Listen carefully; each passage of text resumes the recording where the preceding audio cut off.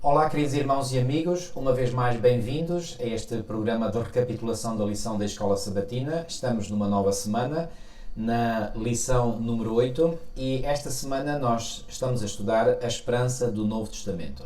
Pois bem, já vimos aqui há umas lições anteriores a esperança no Antigo Testamento e agora vamos ver, portanto, a esperança no Novo Testamento.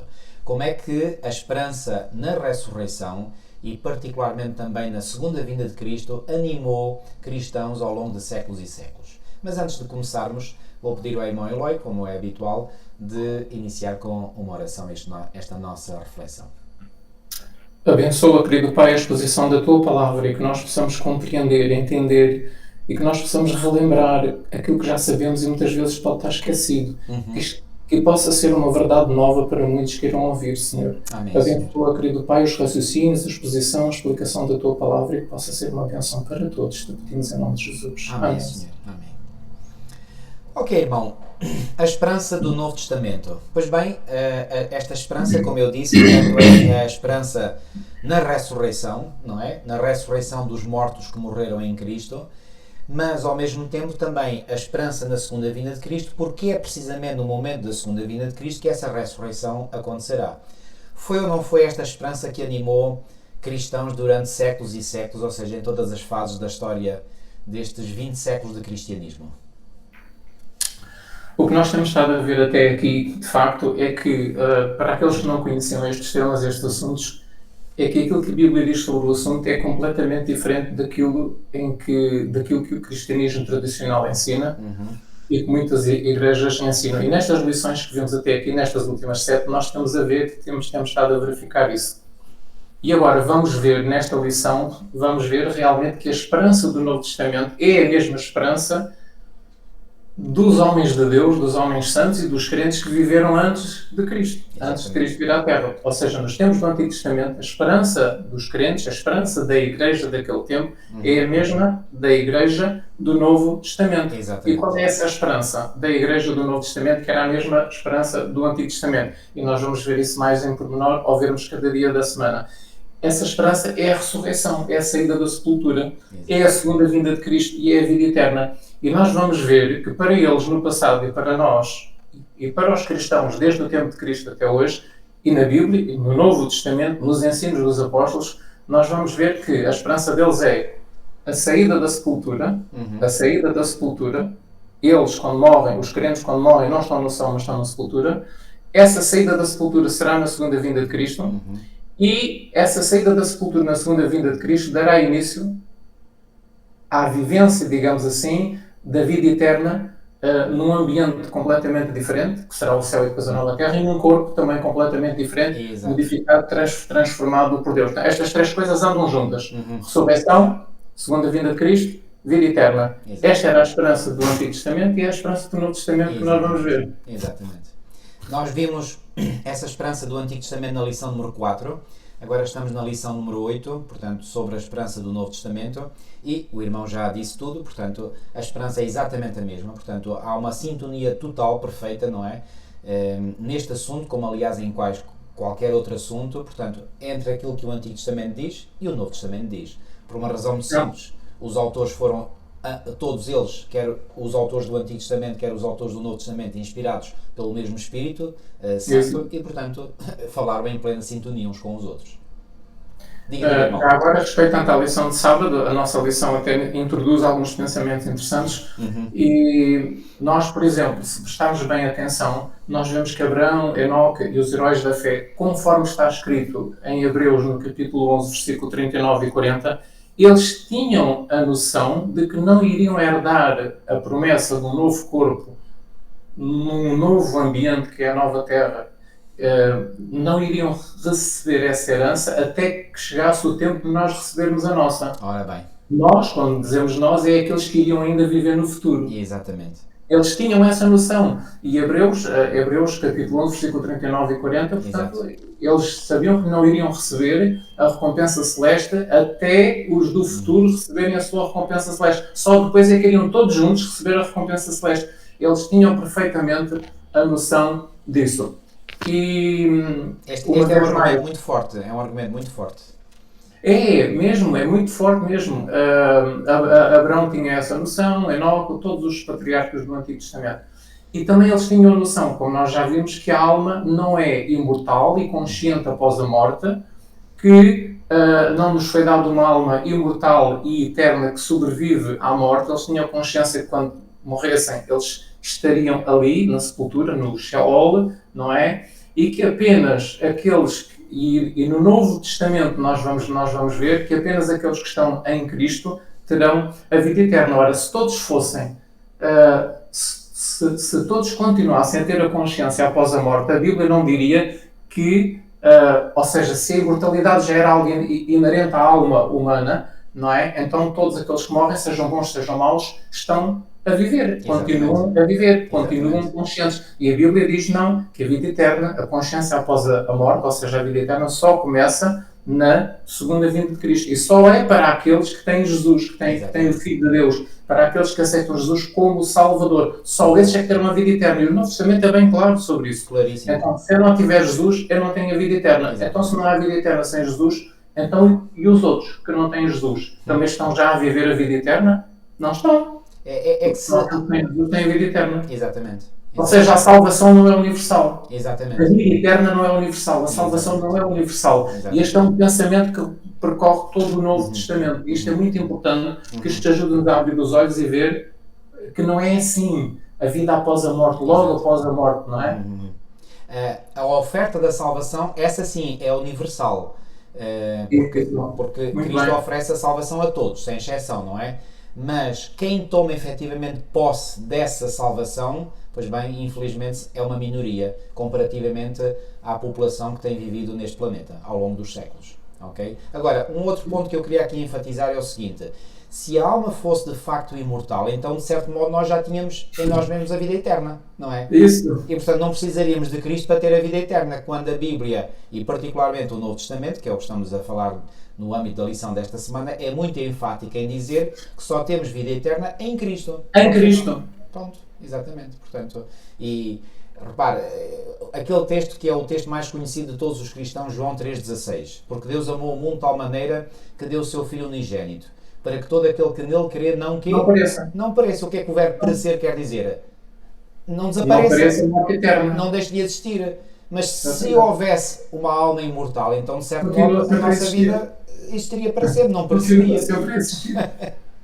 Portanto, a argumentação, portanto, digamos, é de uma lógica imparável, quer dizer, não há... O que nós iremos ver é que realmente a esperança do Novo Testamento é que a existência mortal só se tornará imortal no futuro. Exatamente. Não na morte, exatamente, mas no futuro. No futuro, exatamente. Com a ressurreição. Com a ressurreição. Por isso a ressurreição ser tão importante. Mas para fundamentar a ressurreição, temos a ressurreição de Cristo. E Paulo, por exemplo, estabelece o paralelismo: se uma vez que Cristo ressuscitou, então nós também vamos ressuscitar. Pronto.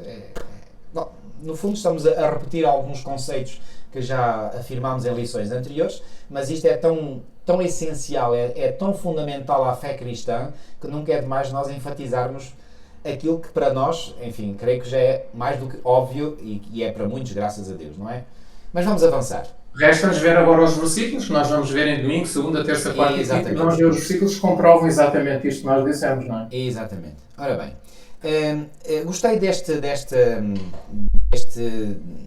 referência aqui na lição de domingo a este autor, este pensador, que se referiu aos seres humanos como nada mais do que pedaços de carne em apodrecimento sobre ossos em desintegração. Bom, é realmente uma imagem, enfim, uma imagem forte, não é? O autor até chama aqui uma imagem macabra, não é?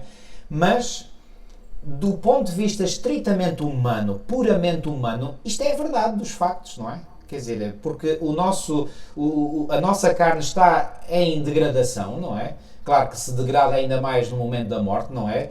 E os nossos ossos também estão em desintegração, olha, até com uma doença que é muito conhecida, portanto, a osteoporose, não é? A osteoporose é exatamente os ossos em desintegração, porque a medula óssea começa, portanto, a ser corroída, não é? Portanto, esta é a pura realidade humana neste mundo de pecado em que vivemos. Portanto, se não houvesse a esperança da ressurreição, digo-vos, a vida não faria sentido absolutamente nenhum. Nenhum mesmo, não é, irmão? Exatamente. Aqui a lição do domingo pede-nos para nós lermos com muita atenção o capítulo 15 de 1 de Coríntios Certo. e pede-nos para lermos os versículos 16, 17 e 18. E depois, claro, também o 20, o 21, o 22 e o 23. Então, o que é que diz o versículo 16? Nós já falámos nisto, mas vamos relembrar. Sim. É a Bíblia que o diz, é importante nós lermos as palavras da Bíblia. O versículo 16 diz: se os mortos não ressuscitam, e então também Cristo não ressuscitou. Óbvio. E o versículo 17: e se Cristo não ressuscitou, diz o verso 17, é vã a vossa fé e ainda permaneceis nos vossos pecados. E o versículo 18 então dá o toque final a este raciocínio. Diz: e os que dormiram em Cristo, os que morreram, estão perdidos. Claro. Por serem. Estão perdidos. Então, mas se eu quando morro vou para o céu, não estou perdido, eu estou lá. Eu estou junto de Deus. Não é? Se eu fui um crente, como diz o cristianismo tradicional, foi um crente, morreu, está junto de Deus, está a cantar hinos a Deus, está na presença de Deus, então está salvo. Mas o apóstolo Paulo diz aqui no versículo 18, 1 Coríntios 15, os que dormiram, os que morreram, os que estão na sepultura estão perdidos, pereceram. Exatamente. Então como é que se coaduna estes dois pensamentos? Não se Não é coaduna. possível coadunar. Nada. Um destes ensinos está errado. Exatamente. Então nós temos que aceitar o ensino da Bíblia e não o ensino que surgiu dentro do cristianismo séculos depois da morte dos apóstolos. Ora bem. Temos que aceitar o que os apóstolos ensinaram em vida e não o ensino que surge anos depois da morte dos apóstolos. Então o que é que os apóstolos dizem? Exatamente. Se não há ressurreição, estamos perdidos. Exatamente. Então é porque não vamos para o céu após a morte. Exatamente. Este é realmente um dos textos mais importantes da Bíblia que nos mostra que realmente a esperança da vida eterna está dependente da ressurreição da sepultura, da saída da sepultura, Exatamente. da ressurreição do corpo. A esperança da vida eterna está dependente disto. Não está dependente de eu morrer e ir imediatamente para o céu. Oh, irmão, e outro dado que vem reforçar o que o irmão acabou de dizer, nós sabemos pelo ensino bíblico que na segunda morte, ou seja, a morte que será vivida pelos ímpios, não haverá mais retorno. Ou seja, aqueles que morrerem em segunda morte não mais ressuscitarão. E não mais ressuscitarão porque estão perdidos. Ora, se não houvesse ressurreição, então todos aqueles que morrem nunca mais ressuscitariam, então quer dizer que seria uma morte eterna. Então, a morte eterna é equivalente a quê? À perdição. Isso, é o Portanto, mesmo. se não houvesse ressurreição, estaríamos perdidos. É o Paulo. Isso, exatamente. Como nós já aprendemos, Deus preserva o nosso caráter, o nosso espírito, não é? Na morte. Certo. E há tudo num sono até à ressurreição na segunda vinda de Cristo. Na segunda morte, Deus não faz isso, Deus não preserva o espírito, a alma, o caráter da pessoa, os pensamentos, as memórias. Não, aí o delito é completo. E desaparece tudo. É uma morte eterna, uma morte da qual não haverá recuperação. Exatamente. É a segunda morte. É a morte eterna. Deus não vai fazer nenhum milagre para preservar a pessoa, o caráter, os pensamentos, emoções, memórias, nada. Agora Deus faz esse milagre até à ressurreição futura. E até faz com os ímpios. Até faz com os ímpios. E até faz com os ímpios, exatamente. Porque quando eles ressuscitarem na segunda ressurreição após o milénio, ainda vêm com a mesma disposição de caráter com que adormeceram o sono da morte. Exato. Já agora deixa-me chamar a atenção para o versículo 20, também em 1 Coríntios capítulo 15, portanto, que diz assim: Cristo ressuscitou sendo as primícias dos que dormem. Ou seja, a ressurreição de Cristo é os primeiros frutos daqueles que ainda estão a dormir. Exato. E que irão acordar desse sono na segunda vida de Cristo. Como é que nós sabemos isso? Continuando a ler o capítulo 15. O versículo 21 diz: por um homem veio a ressurreição dos mortos. Mas todos serão vivificados em Cristo, diz o verso 22. Certo. Todos serão, no futuro, vivificados em Cristo. E agora, o versículo que realmente esclarece é o versículo 23. Cristo é as primícias, Cristo são os primeiros frutos, depois os que são de Cristo, quando? Na sua vinda. Na sua vinda. Exato. Ou seja, Paulo está aqui a explicar, desde o versículo 16 até ao versículo 23, que a esperança da vida eterna está na ressurreição, na vinda de Cristo. Exatamente. Vida eterna na ressurreição, na vinda de Cristo. Ressurreição, vida eterna na vinda de Cristo. Este era o ensino apostólico, este era o ensino bíblico, é o ensino do Novo Testamento. Não é a alma morre e vai para o céu, inferno ou purgatório, nada disso. Nada disso. O ensino bíblico é este. Está bem claro na Bíblia. Exatamente. Agora, isso não invalida aquilo que já há bocadinho referimos, que quando nós aceitamos Cristo, nós temos já a vida eterna, mas em potencial, digamos assim, Muito bom, essa observação foi muito interessante, porque é assim, Quando nós nos convertemos, nós começamos, de certo modo, a viver a vida eterna. Exatamente. Como? Ainda não temos o corpo. Claro. O corpo glorioso como o corpo de Jesus. Correto. Ainda não temos a nova terra, não temos um Isso. mundo semelhante àquilo que era no princípio, Uhum. antes do dilúvio, e àquilo que era no jardim do Éden antes do pecado.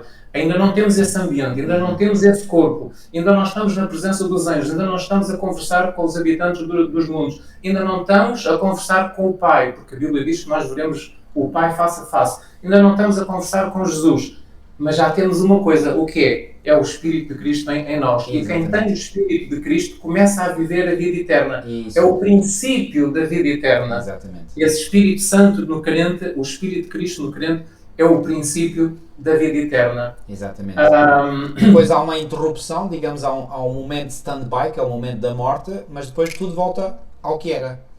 Tudo volta ao que era, mas já tem um prelúdio, já está a provar um pouco daquilo que é a vida eterna, porque a vida eterna também é o Espírito de Cristo nos salvos. Exatamente. É a mente de Deus, é a mente de Cristo nos salvos. E nós podemos ter já essa mente aqui na Terra. Então, por isso é que se diz que é o princípio da vida eterna. Porquê? Os pensamentos são diferentes, os sentimentos são diferentes, Isso. as emoções são diferentes, os nossos desejos e objetivos são diferentes, Exatamente. os nossos motivos, as nossas aspirações, os nossos alvos já são completamente diferentes. São os mesmos de Jesus. Então, nós começamos a ter já aqui na Terra, com o Espírito de Cristo em nós, esse Espírito que existe na nova Terra, na vida eterna. Exatamente. Então é por isso que se diz que começamos já a viver a vida eterna, porque Exatamente. temos o Espírito, temos a natureza divina. Exatamente. Temos a mente de Cristo, temos a natureza divina. E isso já é o princípio da vida eterna. E essa Só falta o corpo e o ambiente. Exatamente. E essa natureza de Cristo, ou essa mente de Cristo, ou esse coração novo, ou espírito novo, ou conforme é dito em Ezequiel 36, 27, é implantado, é enxertado na nossa natureza pecaminosa. A natureza pecaminosa continua cá, até à segunda vinda de Cristo. Isso. Mas nesse novo espírito, nessa natureza divina que é implantada em nós, porque aquilo que o Senhor nos dá no momento da conversão não pode ser nada de manchado pelo pecado, porque tudo o que vem de Deus é puro, é santo, é perfeito, não é? E esse espírito nos habilita, nos capacita a podermos aperfeiçoar o nosso caráter em santidade. E o nosso caráter pode e deve ser santificado, apesar de vivermos numa natureza ainda pecaminosa. Quanto à certeza da vida eterna, eu gosto muito de um texto, nunca mais me esqueci.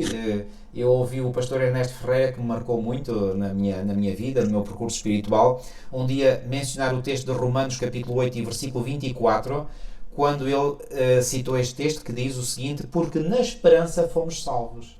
Então nós somos salvos em esperança, ou seja, a realidade da vida eterna, como o irmão explicou muito bem, ainda não é plena, não é total. Isso mesmo. Digo bem, não é plena, não é total, é parcial. Não é total, mas já é parcial.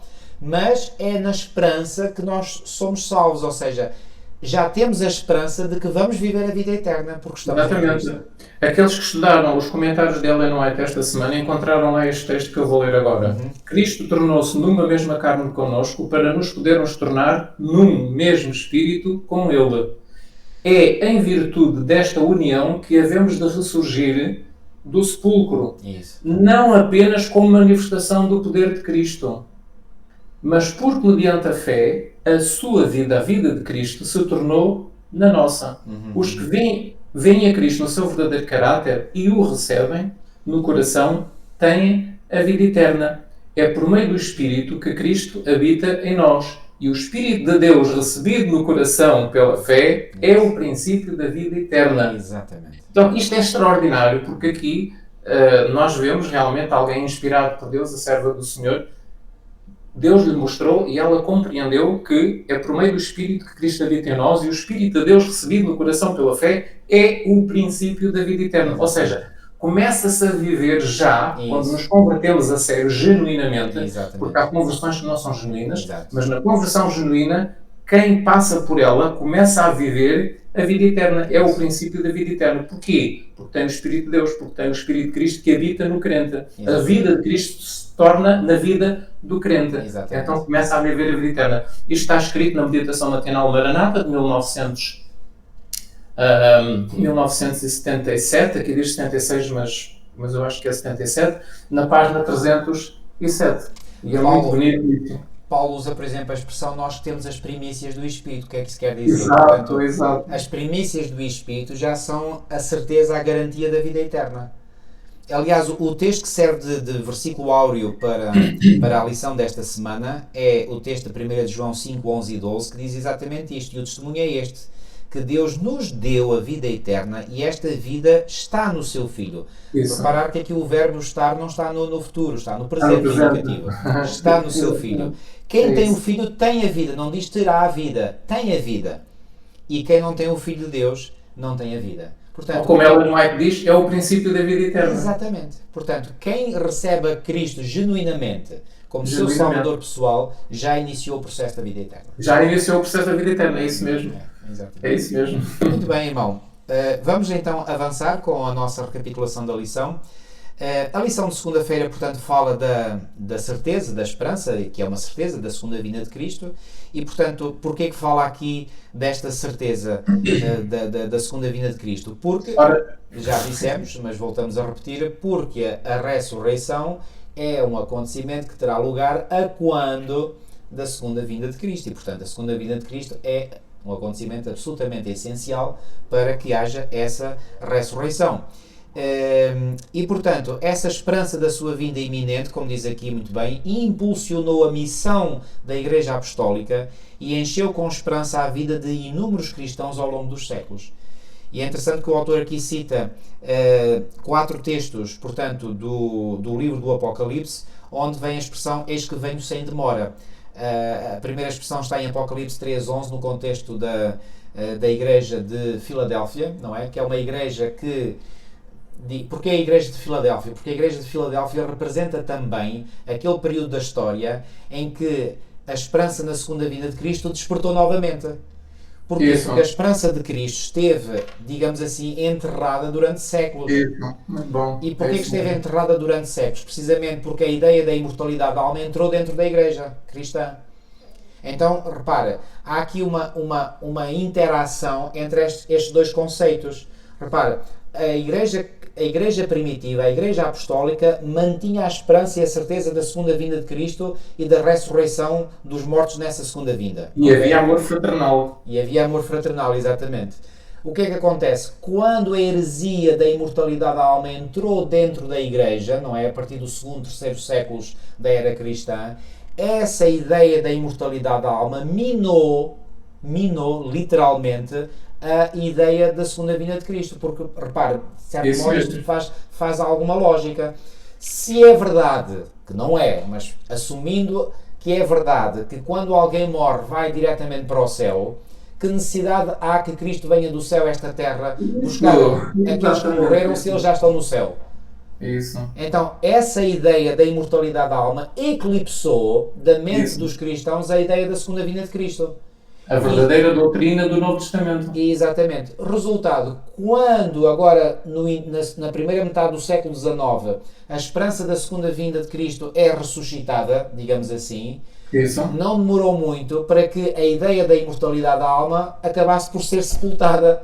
Isso mesmo. Onde ela nunca deveria ter saído, não é? Sempre lá no... E a verdade recuperada. E a verdade foi recuperada, exatamente. Portanto, há aqui, ou seja, uma ideia, um conceito combate o outro e vice-versa, não é? Portanto, o conceito da imortalidade da alma combateu o conceito da segunda vinda de Cristo, não é? E tomou a dianteira, não é? Ou digamos, a supremacia.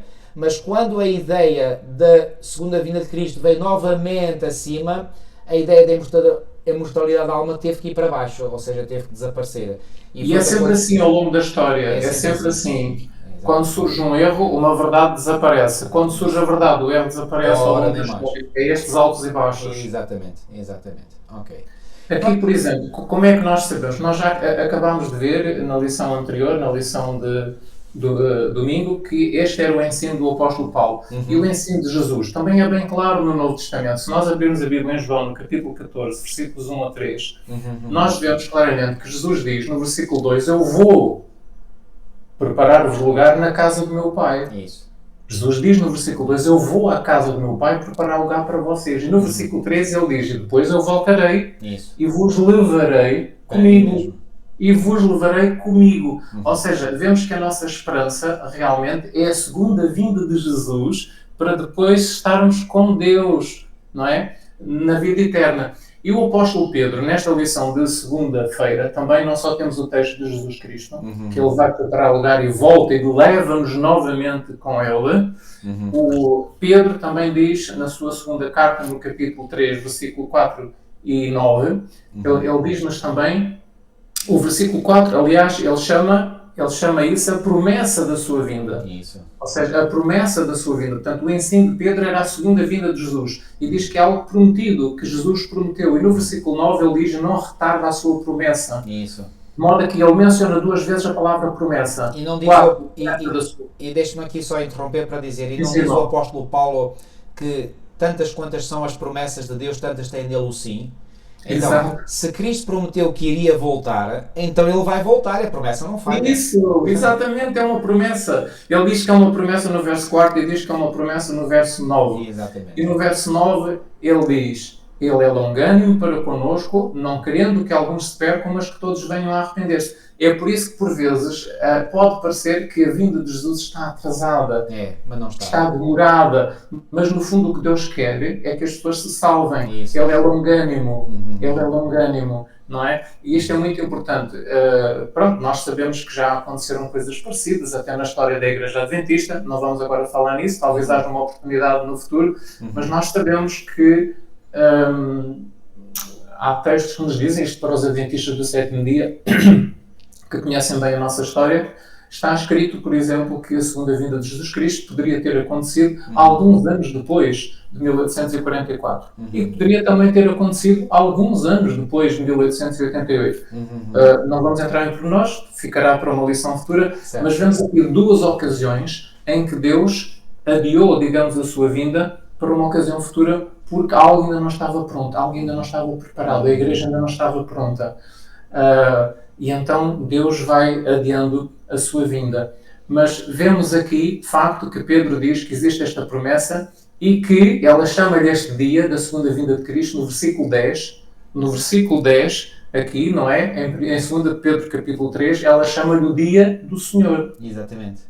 E que virá como ladrão, virá com surpresa, porque a maioria das pessoas não esperam a vinda do Senhor na altura em que o Senhor virá, porque devido à falsa compreensão das profecias e do ensino bíblico, muitos estão a pôr os olhos numa falsa vinda de Cristo. E quando ele vier vai ser uma surpresa. Mas ele chama-lhe o dia do Senhor. No 4 é a promessa, no 9 é a promessa, e no versículo 10 ele chama-lhe o dia do Senhor. E há aqui um pensamento interessante que eu gostei imenso, que Pedro associa a vinda de Cristo com algo muito importante que ele diz no verso 14. E no verso 14 ele diz que temos que, por causa disso, por essa razão, temos que nos empenhar em ser achados por Deus sem mácula e irrepreensíveis. Isto é extremamente importante. Ou seja, eu, para estar preparado para a segunda vinda de Cristo, eu tenho que estar sem mácula e irrepreensível. Exato. Todos os crentes têm que estar neste estado. Exato. E se não estiverem, não serão salvos. Isso. E há textos muito bonitos, muito importantes. Por exemplo, um deles diz-nos assim. Quando Cristo vier, o caráter indigno não será então santificado. Isto é muito importante, aquilo que eu vou ler a seguir. O caráter indigno não será então santificado. A transformação do caráter precisa ocorrer antes da sua vinda. A nossa natureza precisa ser pura e santa. Precisamos ter a mente de Cristo. Portanto, ela menciona aqui o caráter 2 vezes, que tem que estar santo, tem que estar transformado antes da segunda vinda de Cristo. A natureza tem que estar pura e santa. E num outro texto, isto é numa meditação matinal refletindo a Cristo, e num outro texto, onde ela escreve, diz: se quereis ser santos no céu, precisais primeiro ser santos na terra. Os traços de caráter que acalentais em vida não serão modificados pela morte ou pela ressurreição. Exatamente. Isto é extremamente importante, porque há uma má compreensão sobre este assunto, mesmo dentro da igreja. Sim. Os traços de caráter que acalentais em vida não serão modificados pela morte ou pela ressurreição. Saireis da sepultura com a mesma disposição que manifestastes no vosso lar e na sociedade. Jesus não altera o caráter na sua vinda. Isso. A obra de transformação tem de ser efetuada agora. A nossa vida diária está determinando o nosso destino. Isto também está no livro Eventos Finais, página 295. Um outro texto onde ela diz assim: quando Cristo vier, não nos vai purificar dos nossos pecados, nem remover de nós os defeitos de caráter, ou curar-nos das fraquezas do nosso gênio e disposição. Se esta obra for efetuada, tem que ser efetuada antes. Exatamente. No que diz respeito ao caráter, sairemos da sepultura tal qual fomos para a sepultura. Portanto, é extremamente importante estes textos que eu acabei de vos ler, porque isto é aquilo que Pedro quer dizer no versículo 14 de 2 Pedro capítulo 3.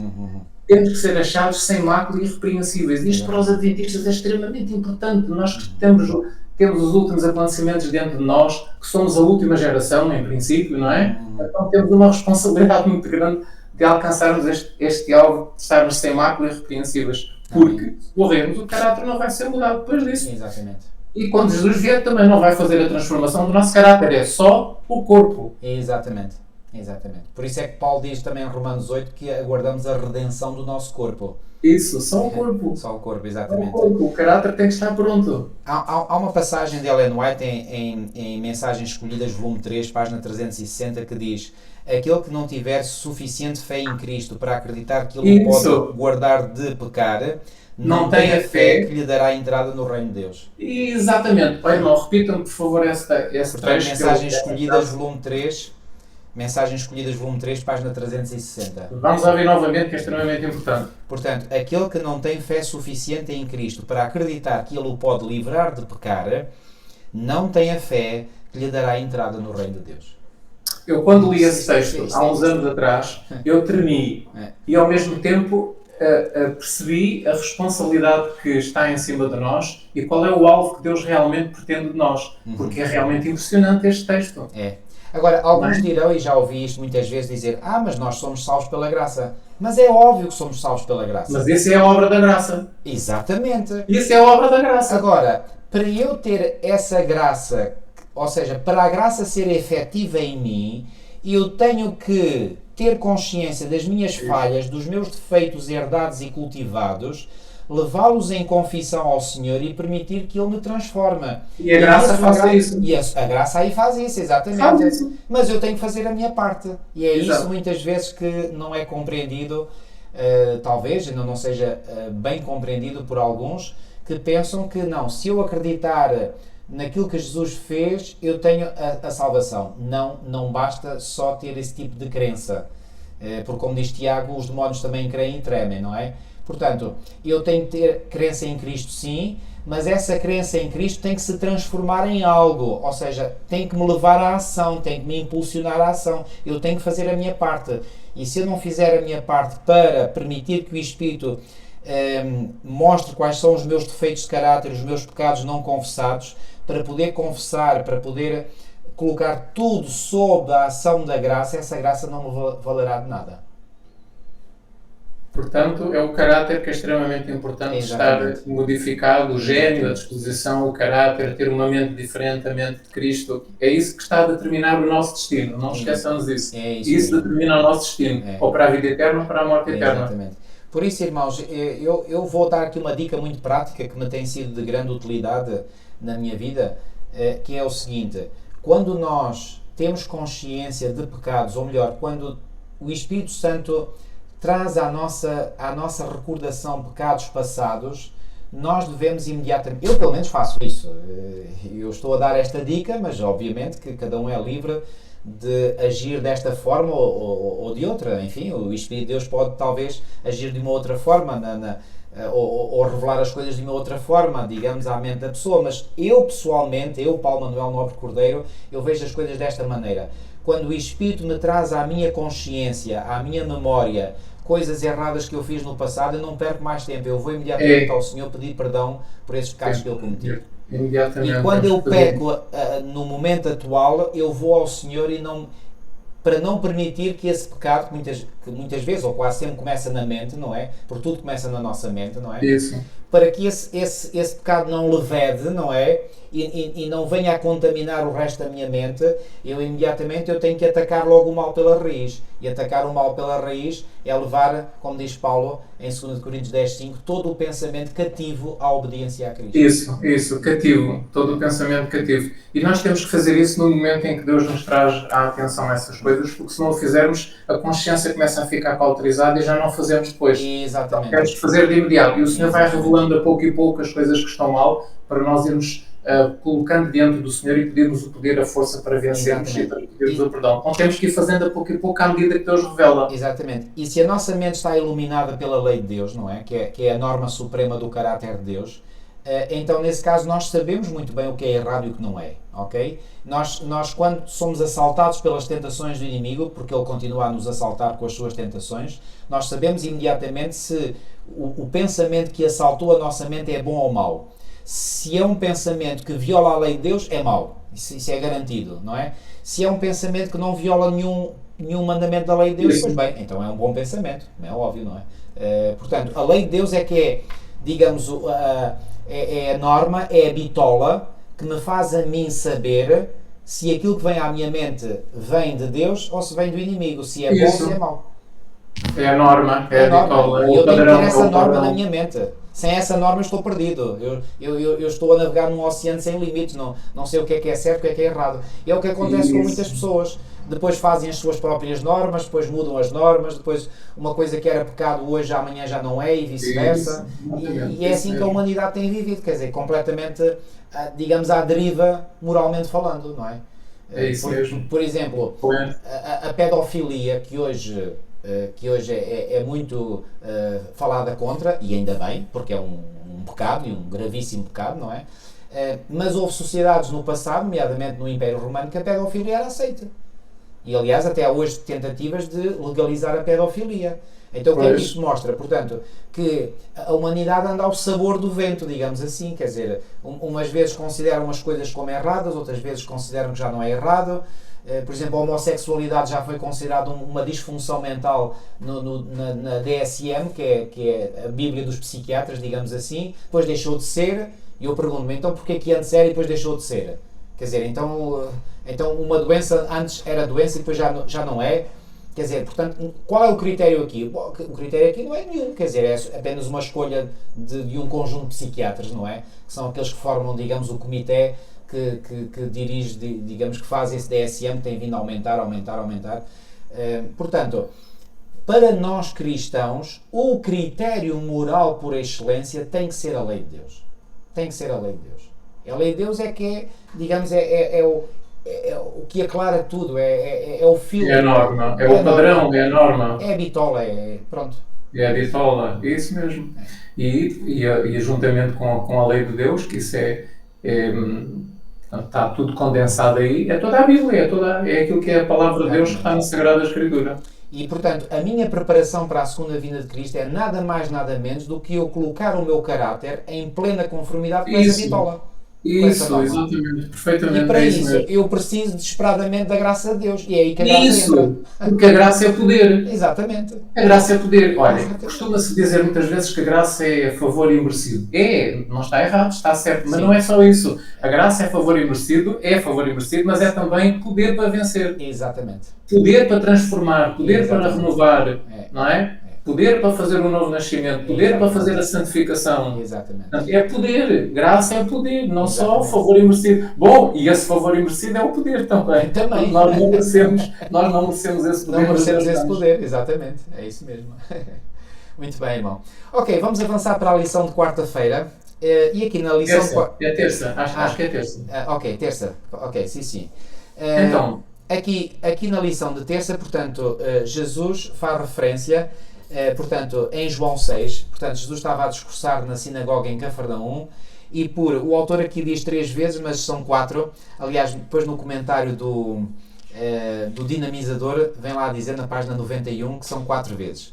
E essas 4 vezes, portanto, é em João 6, 39, depois em João 6, 40, João 6, 44 e finalmente João 6, 54. Jesus mesmo, faz a promessa 4 vezes: eu ressuscitarei no último dia. Ok? Portanto, Jesus foi claro dar a entender que a vida eterna está associada com a ressurreição do último dia. E são palavras de Jesus. Portanto, e quando Jesus fala, está tudo dito. Pronto. Não há como dar a volta, não é?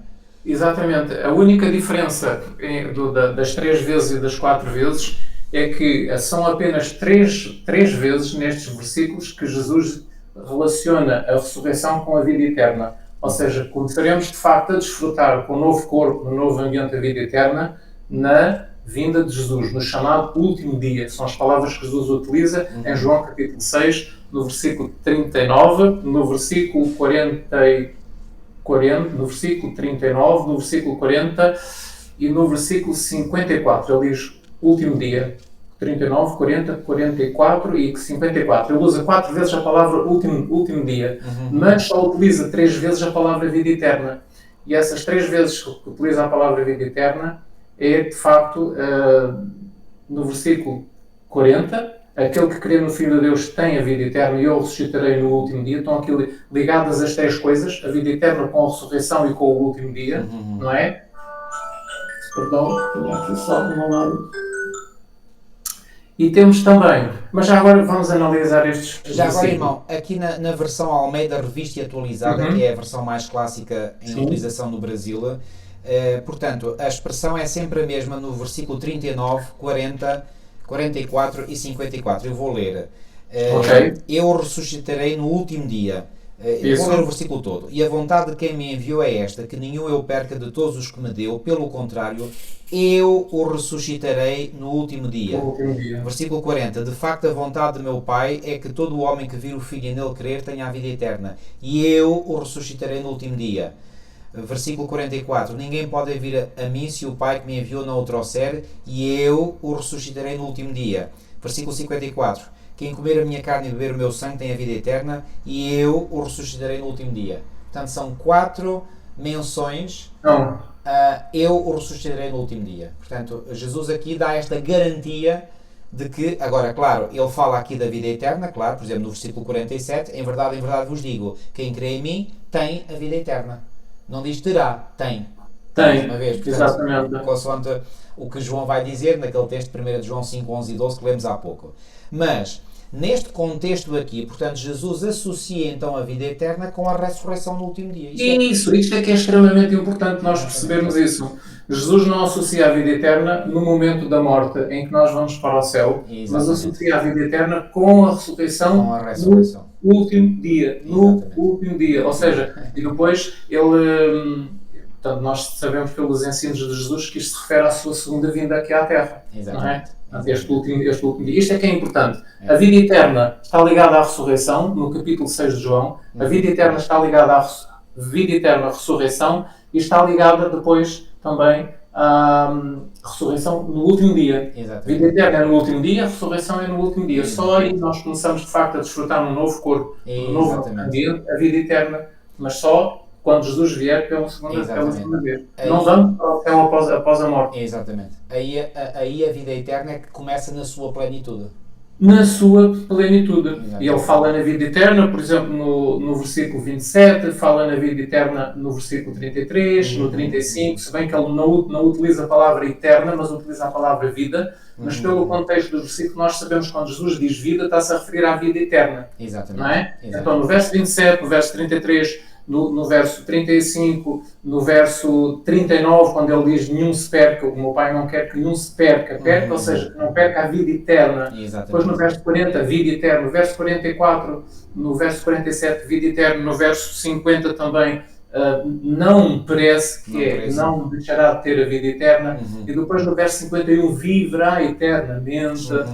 Quem come deste pão viverá e eternamente. Aqui está-se a referir já à vida na nova terra, com um novo corpo, não é? E quem come a minha carne e bebe o meu sangue, diz ele no verso 54, tem a vida eterna, diz no verso 54. E ele diz depois, novamente no verso 57, quem de mim se alimenta por mim viverá. No verso 58, quem comer deste pão viverá eternamente. Portanto, vemos que neste capítulo 56, Jesus usa a palavra vida e vida eterna, muitas vezes. Exatamente. Mas sempre associada, nestas 4 vezes que nós acabamos de ver, à ressurreição no último dia. No último dia, exatamente. Isto é que é importante nós percebermos que este é o ensino de Cristo. Exatamente. E já vimos que é o ensino de Pedro e agora o ensino de Cristo. Claro. Muito bem, agora sim passemos à lição de quarta-feira e o autor começa aqui por referir, digamos, esta falsa crença dos Tessalonicenses, que estavam convencidos de que a vida eterna seria concedida exclusivamente àqueles que permanecessem vivos até à segunda vinda. Bom, se assim fosse, só os crentes da igreja cristã primitiva é que se salvariam, não é? Pronto, mas era uma crença errónea que, enfim, não sei Exatamente. por razão. Portanto, agora temos aqui, era errónea, era uma crença, sabem porquê? É que eles esperavam a segunda vinda de Cristo para aquele tempo, para aquela época. Esse era o problema. Estavam a começar a adotar esse erro. Se bem que o apóstolo Paulo lhes tivesse ensinado que viria primeiro a grande apostasia na igreja cristã e depois é que seria a segunda vinda de Cristo. Ora, a apostasia na igreja cristã só surgiu muito depois da morte do apóstolo Paulo. Exatamente. Então, a segunda vinda de Cristo estava longe, não é? Ainda, mas eles começaram a aceitar a ideia de que a vinda de Cristo estava para o tempo deles. Exatamente. E por isso eles ansiavam presenciar a vinda de Cristo sem morrer. E quando eles começaram a morrer, os familiares, os irmãos começaram a morrer, eles começaram a ficar desanimados, abatidos, porque afinal eles já não iam presenciar a segunda vinda de Cristo. Paulo escreve a explicar, não. A segunda vinda, eles verão a segunda vinda de Cristo quando ressuscitarem. Exato. Eles, quando ressuscitarem, verão a segunda vinda de Cristo. E aqui Paulo aproveita para ensinar novamente a ideia que a ressurreição é o alvo, é a esperança do cristão na segunda vinda de Cristo. Claro que aqueles que forem a última geração, que estarão vivos, não passam pela morte e verão Cristo sem passar pela morte. Mas a esperança dos cristãos ao longo dos séculos é esta, é a ressurreição do corpo, a saída da sepultura para, na segunda vinda de Cristo, para a vida eterna. E em 1 Tessalonicenses, no capítulo 4, ele diz mesmo...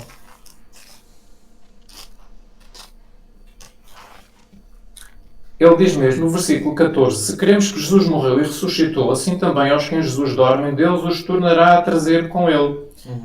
No sentido de trazer da sepultura, não é? É no sentido de levar com ele para o céu. Quando a Bíblia diz, Deus tornará a trazer com ele, ou seja, Deus tornará a trazer da sepultura esses cristãos que morreram para que agora vivos estejam sempre com Deus e com Jesus na terra. Alguns creem, portanto, que, aliás, os católicos romanos creem que, portanto, as almas vão para o céu desencarnadas, não é? Ou seja, sem corpo, e depois, no momento da segunda vinda de Cristo, Deus traz com ele essas almas para as voltar a encarnar num corpo e então dá-se a ressurreição. Isso não é ensino bíblico, não é ensino do Novo Testamento. Não é ensino bíblico. É uma corrupção da fé, é uma corrupção da doutrina depois da morte dos apóstolos. Exatamente. E reparem, aqui neste texto, 1 Tessalonicenses 4, no versículo 14, que o irmão acabou de ler, mas eu vou só aqui enfatizar um aspecto que é... porque se queremos Jesus morreu e ressuscitou, assim também aos que em Jesus dormem. Os que dormem, os que morreram com a fé na salvação. E depois, no versículo 16, ele refere os que morreram em Cristo. Ou seja, isso mesmo. A expressão aos que em Jesus dormem é uma expressão sinónima de os que morreram em Cristo. Exatamente. Ok? E, portanto, assim como Cristo ressuscitou, assim hão de ressuscitar aqueles que morreram em Cristo. E, portanto, quando Paulo diz Deus os tornará a trazer com ele, quer dizer que, assim como Jesus saiu da morte pela ressurreição, ele vai trazer da morte pela ressurreição aqueles que adormeceram com a sua fé nele. Portanto, todo o contexto não permite outra interpretação senão esta. Exatamente. E nós sabemos que é assim que Jesus vem buscar para levar, em João capítulo 14, versículo 2 e 3, diz que Jesus vai à casa do Pai preparar lugar, vai voltar e depois nos leva. Exatamente. Ou seja, ele vem para buscar. Exatamente. Então, o trazer com ele é buscar da sepultura para estarem novamente com ele ao lado dele. Exatamente. É para trazê-los para o céu novamente. Exatamente. Ele vem buscar para trazê-los para o céu. Exatamente. Não é? Eu gostaria de ler aqui a citação de um teólogo não adventista, que foi aqui colocado, isto para dizer que esta ideia que estamos aqui a transmitir não é, digamos, exclusiva dos adventistas do sétimo dia. Portanto, isto foi publicado ainda recentemente, portanto, por uma editora portanto, cristã evangélica muito conhecida, portanto, que é de Grand Rapids, Michigan, que é Baker Baker Book House, aqui fala em Baker Academic, portanto isto é 2014, e nesta citação, portanto, deste J. Frey, diz assim o seguinte: a razão por que os cristãos tessalonicenses podem ter esperança no seu desgosto pelos membros falecidos da sua igreja é que Deus os trará, isto é, e agora ele explica o que é que trará significa, isto é, ele irá ressuscitar estes crentes falecidos e fazer com que eles estejam presentes no regresso de Cristo, de tal modo que estarão com ele. A implicação é que estes crentes falecidos não terão algum tipo de desvantagem na parúzia de Cristo, parúzia é sinónimo de segunda vinda de Cristo, mas estarão com ele de maneira que partilharão igualmente com os crentes vivos a glória associada com o seu regresso. Isto é escrito por um teólogo protestante evangélico. Portanto, não adventista. Não adventista, ou seja, isto para dizer que não somos nós apenas adventistas que queremos desta forma. Aliás, todo aquele que estudar a Bíblia com olhos de ver não encontrará senão este ensino, mais nada. Não há... Enfim, infelizmente o que é que tem acontecido? É que, como essa heresia da imortalidade da alma entrou dentro da teologia cristã, já lá bem atrás, no 2º e 3º séculos, não é? Da era cristã, depois houve uma tentativa de acomodar os textos bíblicos a essa ideia, mas não há acomodação possível, como já vimos. Não há acomodação possível. Muito bem. Pois já agora, eu também tenho aqui uma explicação dada por Ellen White, até bem porque na lição de sexta-feira, um comentário de Ellen White que diz: aos que em Jesus dormem, Deus os tornará a trazer com ele. Escreveu Paulo: muitos dão esta passagem em interpretação de que os que dormem serão trazidos com Cristo do céu. Está a ver, no tempo de Ellen White já havia esta argumento. Eu já Exatamente. E ela toca neste assunto ao escrever o livro Atos dos Apóstolos. Mas Paulo queria dizer que, como Cristo ressuscitou dos mortos, assim Deus chamará das sepulturas os santos que dormem e levá-los-á consigo para o céu. O este trazer consigo, Deus trará consigo, quer dizer, Deus levará consigo e trará para o seu lado aqueles que agora estão na sepultura. Ele suscita-os, traz-los para o seu lado e leva-os para o céu. Porque o apóstolo Paulo, no versículo 17, não é? No versículo 17 do capítulo, em 1 Tessalonicenses capítulo 4, diz que eles vão ser arrebatados para o céu. Exatamente. Eles vão ser arrebatados para encontrar o Senhor dos Ares. Tanto os vivos como os ressuscitados. Exatamente. São todos, portanto, transformados. Isso. De modo que o texto quer dizer que Cristo trará consigo, quer dizer, traz novamente consigo da sepultura para o céu. Isso. Os que ressuscitaram, os que ele vier ressuscitar, porque ele vem ressuscitar. E nós sabemos que a esperança, o ensino do Novo Testamento é que o crente não está no céu após a morte. Isso. Após a morte, o crente está na sepultura. Exatamente. É esse o ensino de todo o Novo Testamento. O crente está na sepultura. Isso, e quando nós juntamos todo este ensino do Novo Testamento, que não pode haver contradição, não é? Este é o sentido. Porque se não existissem os outros textos, nós poderíamos dizer: espera lá, então ele traz. Mas não, existem os outros textos. E os outros com estes fazem a compreensão correta do assunto. Exatamente. Muito bem, irmão. Olha, já que falámos de heresia, portanto, vamos ver uma outra heresia aqui mencionada na lição de quinta-feira, e que é uma heresia que infelizmente tem enganado milhões e milhões e milhões de cristãos evangélicos, que é a heresia do arrebatamento secreto. Portanto, alguns pregadores populares sugerem que o mistério que Paulo fala em 1 Coríntios 15:51 é o arrebatamento secreto da igreja, que dizem eles deve ocorrer 7 anos antes da gloriosa segunda vinda de Cristo. Ou seja, eles acreditam, e eu tive mais contacto com esta heresia quando tive a oportunidade de estar nos Estados Unidos durante um período de 4 meses, já no ano 2003, e nessa altura estava, digamos, em grande, estava em grande clímax, digamos, a venda daqueles livros da série Left Behind, não é? Pois, ainda não tinham saído os 16 volumes, portanto, isto foi uma série de 16 livros, não é? 16 livros. Portanto, já, não sei em 2003 em que livro é que ia, mas já tinham saído vários, não é? Em 2003. E eu então tive mais contacto por estar nos Estados Unidos com esta realidade, porque aqui na Europa não se fala muito, quer dizer, fala-se entre os meios, nos meios evangélicos também se fala, portanto, do arrebatamento secreto. Mas nos Estados Unidos, digamos, como a tradição, digamos, religiosa ou uma das tradições maioritárias é a tradição protestante, portanto isto é muito falado nos Estados Unidos. E até se fez um filme, portanto o Left Behind, Deixados para Trás, foi o título do filme em português. Curiosamente vi esse filme depois, já cá em Portugal, depois de ter chegado dos Estados Unidos, e viu aonde? Viu na Livraria Batista em Lisboa, que fica perto da Igreja Central, da Igreja Adventista Central. Eu fui com a minha mulher, íamos lá comprar coisas à Livraria Batista, e entrámos lá, e quando entrei eu vi ali um pequenino televisor ali no canto da livraria, e chamou-me a atenção, e depois eu comecei a espreitar o senhor que estava a atender, de forma muito simpática, disse, mas se quiser ver o filme, pode ver. Então tinha lá um banquinho, eu sentei-me com a minha mulher, aquilo estava no início, e eu vi o filme. Bom, aquilo é de deitar as mãos à cabeça, não é? Porque, pronto, o filme apenas traduzia aquilo que tinha sido escrito nesta ficção literária, não é? Do Left Behind. Isto é pura ficção literária, mas é uma ficção literária baseada numa ficção de teológica, não é? Porque o Arrebatamento Secreto é pura ficção teológica e foi inventada pelos jesuítas, e nomeadamente por um jesuíta espanhol de nome Francisco Ribera, que inventou aquilo que ficou conhecido na teologia como futurismo, não é? E, portanto, é nesse conceito do futurismo que se insere esta ideia do arrebatamento secreto. Isto é ensino jesuíta, portanto, não é ensino bíblico. E porquê que os jesuítas inventaram esta teoria, assim como um outro jesuíta espanhol de nome Luís de Alcazar inventou a doutrina do preterismo? Para desviar a atenção do mundo protestante, não é? De que o anticristo e a besta de Apocalipse 13 e a ponta pequena Daniel 7 e 8 é o papado, é a Roma papal. Então, como eles queriam afastar, portanto, da mente das pessoas isso, fizeram aqui trocas e baldrocas, não é? No texto bíblico, quer dizer, uma corrupção completa, não é?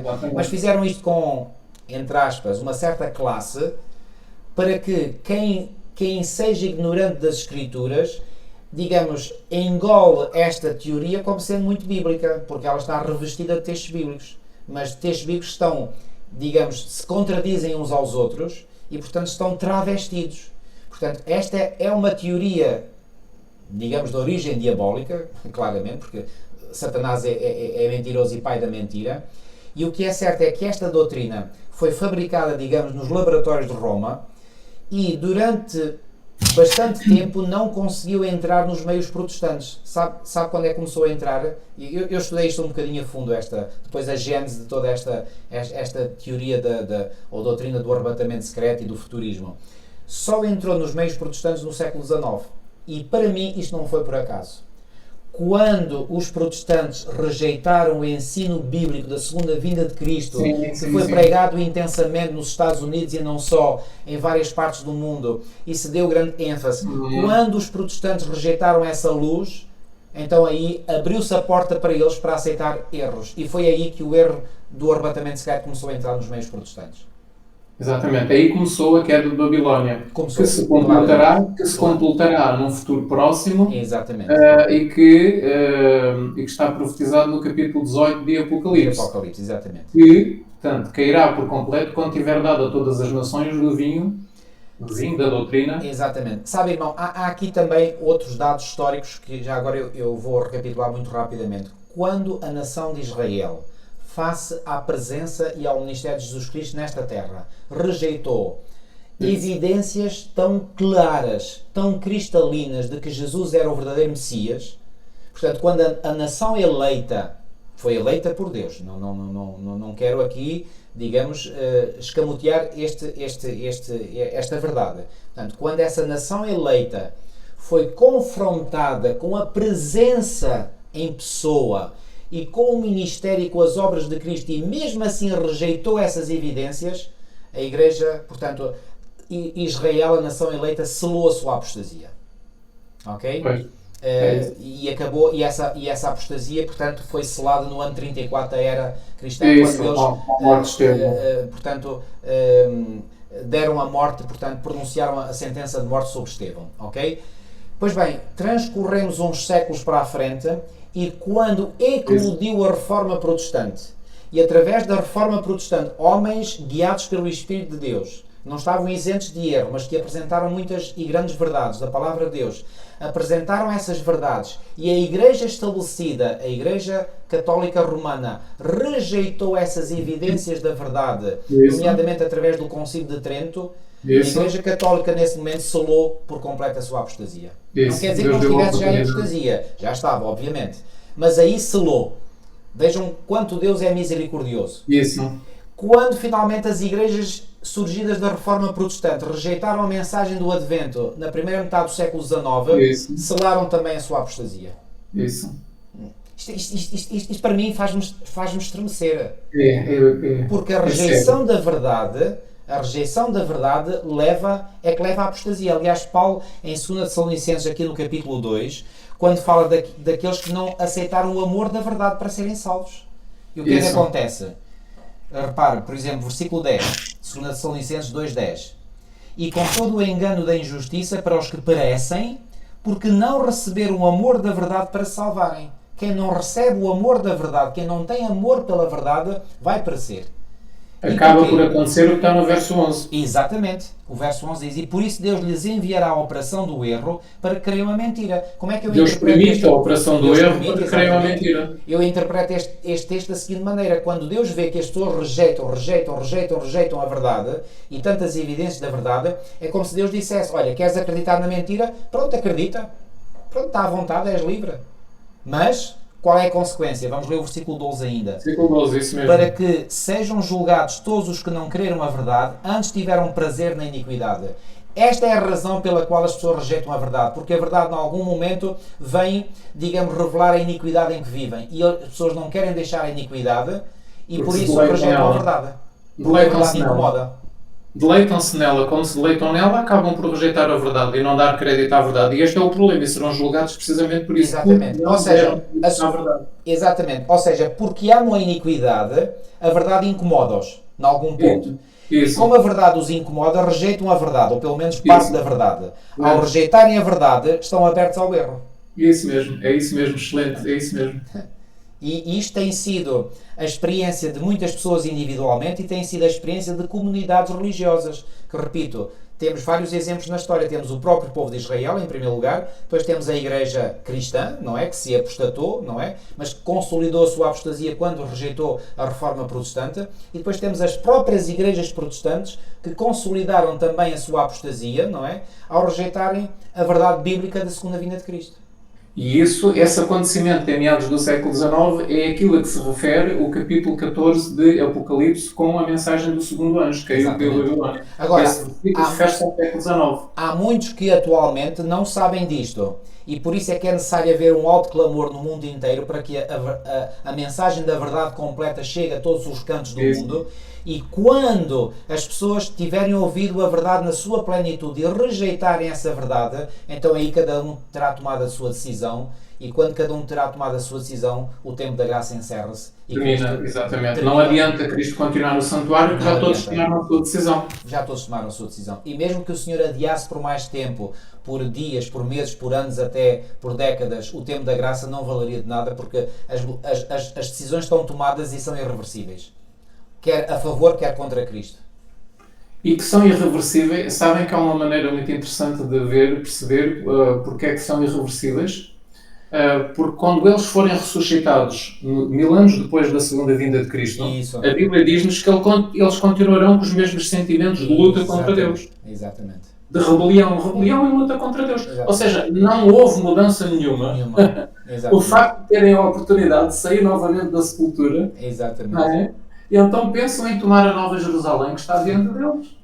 Que engano, que terrível engano. É uma coisa incrível, não há mudança, não houve mudança. Nada. E durante as pragas também, é-nos dito, durante a queda das 7 últimas pragas, os 7 últimos juízos de Deus em Apocalipse 16, é-nos dito também que eles não se arrependeram. Exatamente. Eles não se arrependem com os juízos de Deus que estão a cair. Exatamente. Ou seja, mesmo que Deus desse mais 100 ou 200 anos, eles não mudariam a sua maneira de pensar. É um facto também, e importa dizer isto também, que quando as pragas caem, o tempo da graça já terminou e, portanto, o Espírito de Deus já se retirou. E sem o Espírito de Deus não há arrependimento possível.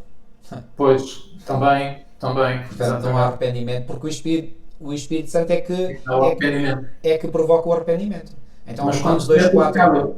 quando se comete o pecado contra o Espírito Santo também não pode fazer mais nada. E é isso que vai acontecer. Mas é exatamente antes de terminar o tempo da graça, não é? Irmão, eu costumo dizer, todos aqueles que ressuscitarem na segunda ressurreição após o milénio, todos eles, sem exceção, terão cometido o pecado contra o Espírito Santo. Isso, exatamente, isso mesmo. Partilhamos da mesma ideia. Romanos 2.4, o texto que eu indiquei, que eu vou ler agora, portanto, Romanos 2.4, diz assim, portanto, ou desprezas tu as riquezas da sua benignidade e paciência e longanimidade, ignorando que a benignidade, outra versão diz a bondade de Deus, te leva ao arrependimento. Pois. Portanto, e como é que eu sou levado ao arrependimento? Quando eu sou convencido do meu pecado. E quem é que me convence do pecado? É o Espírito Santo. Portanto, sem a presença do Espírito Santo não há convicção, se não há convicção, muito menos há arrependimento. Isto está claro. Ok, irmão. Não sei se tem mais algo a acrescentar sobre a lição, mas eu creio que já revemos tudo. Portanto, já atingimos o limite do nosso tempo. Havia certamente mais coisas para dizer, mas não temos tempo para dizer. Talvez aqui olha, se me permite, aqui esta história aqui mencionada na primeira parte da lição de sexta-feira, quando fala aqui, portanto, este autor Stephen Cave, quando diz que os romanos estavam bem cientes da crença dos cristãos de que um dia eles ressuscitariam corporalmente da sepultura, pelo que faziam tudo o que podiam para zombar dessa esperança e para embaraçar essa esperança. Um relato de uma perseguição ocorrida na Gália. Gália é o território onde hoje está a França. No ano 177 d.C., registra que os mártires foram primeiro executados, depois os seus cadáveres foram deixados a apodrecer insepultos, ou seja, sem serem sepultados, durante 6 dias, antes de serem incinerados e de as suas cinzas serem lançadas no rio Ródano. Agora vamos ver se eles ressuscitarão, terão dito os romanos.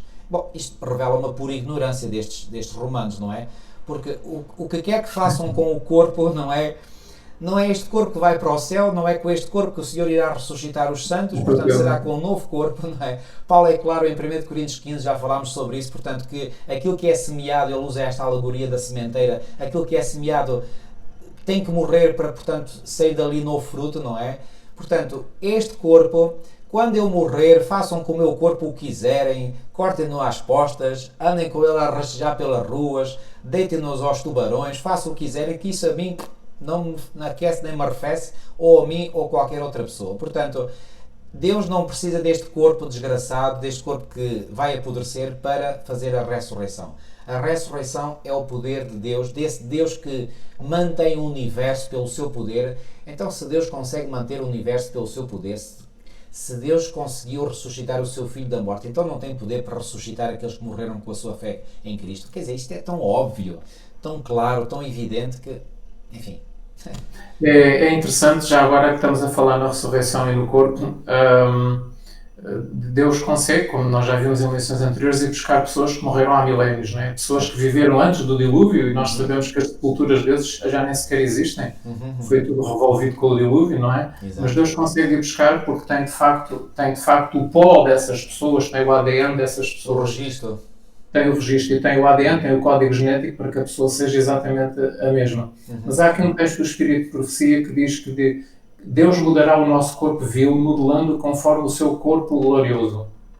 As formas mortais corruptíveis, destituídas de garbo, poluídas pelo pecado, tornam-se perfeitas. Isto quando saírem da sepultura. Isso. Os salvos, não é? Isso. Os não salvos não. Os não salvos não saem com esta transformação. Saem com os mesmos traços que tinham antes. Exatamente. Saem da sepultura exatamente com o mesmo aspecto do corpo, os mesmos defeitos, as mesmas doenças que tinham quando chegam à sepultura. Isso. Mas os salvos diz que saem com formas perfeitas, com formas belas, com formas imortais, e todos os defeitos e deformidades são deixados na sepultura.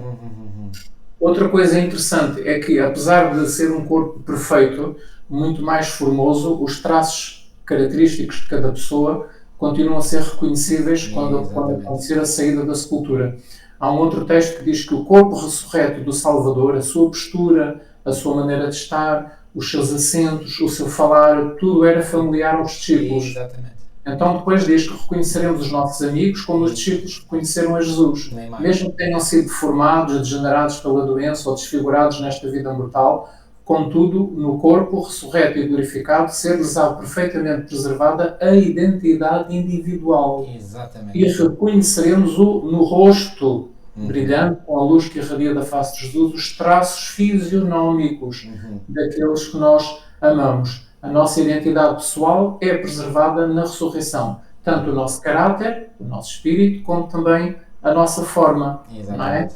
Mas estará isenta de doenças, de todo o defeito, mas teremos as características pessoais. Portanto, Ou será seja, algo grandioso.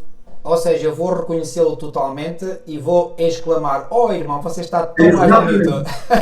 Exatamente. É um E você dirá o mesmo de mim. Exatamente. Glória a Deus por o corpo esta humano será certeza. composto de um material muito mais requintado, Exatamente. porque é como se fosse uma nova criação, um novo nascimento. Exatamente. Ou seja, Deus vai mexer nos genes dos salvos e vai aperfeiçoar aquilo de tal maneira que nós seremos, seremos como Adão era no início, na entrada do pecado, e mais ainda, porque nós iremos substituir o lugar dos anjos. Não é? Muitos dos salvos irão substituir o lugar dos anjos, as vagas que foram deixadas no céu. Então haverá uma manipulação no nosso ADN que Jesus irá fazer para nós adquirirmos um corpo igual ao dos anjos, aqueles que ocuparem essa posição, e o resto dos salvos, aqueles que excederem, digamos, o número que Deus precisava para compor as vagas do céu, esses então ficarão como humanos a viver aqui na Terra e, portanto, terão a mesma forma, o mesmo aspecto físico, a mesma beleza, a perfeição, a estatura original que Adão tinha quando vivia no Éden, não é? Exatamente. Então será um corpo glorioso como foi o corpo de Jesus. Exatamente. E é interessante que o corpo de Jesus, quando ressuscitou, quando chegou ao céu, o corpo de Jesus adquiriu a estatura original de Cristo que ele tinha no céu antes de vir à Terra. Assim acontecerá com os redimidos. E assim acontecerá com os redimidos também. Adquirirão a estatura original da raça humana conforme Deus a criou em Adão e Eva. Não é? Enfim, são coisas maravilhosas se estudar na palavra do Senhor. Glória a Deus por isso. Glória a todos. Ok, vamos terminar, irmão, com uma oração. Nosso querido e amado Pai, obrigado, Senhor, uma vez mais, porque a Tua palavra nos enche, nos preenche, nos dá tanto gozo, tanta alegria, tanta satisfação e nos dá uma esperança que não é uma esperança fictícia, mas uma esperança bem real, Senhor. Ajuda-nos, Senhor, a perseverarmos em Ti, que a nossa fé não possa, Senhor, desvanecer, mas pelo contrário possa ser cada vez mais firme e forte em Ti. Obrigado, Senhor, por este ensino magnífico do Novo Testamento quanto à Tua segunda vinda, real, visível, audível, e ao grande acontecimento que terá lugar a quando da Tua segunda vinda, que é a ressurreição de todos aqueles que morreram com a sua fé em Ti. Que grandes acontecimentos serão. A Tua vinda em si já é um grande acontecimento, seguida por essa ressurreição de todos os crentes que morreram em Ti. Ó Senhor, muito obrigado por confirmares esta esperança no nosso coração. Permite, Senhor, que aqueles que nos irão ouvir possam ficar igualmente com esta certeza bem arraigada na sua mente e no seu coração. É o que nós te pedimos e pela fé te agradecemos, em nome de Jesus. Amém. Assim seja, Senhor. Ok, queridos amigos, ficamos por aqui por hoje. Até à próxima semana, se Deus quiser. Que Deus vos continue a abençoar e a guiar grandemente. Obrigado. Uma boa semana para todos. Obrigado.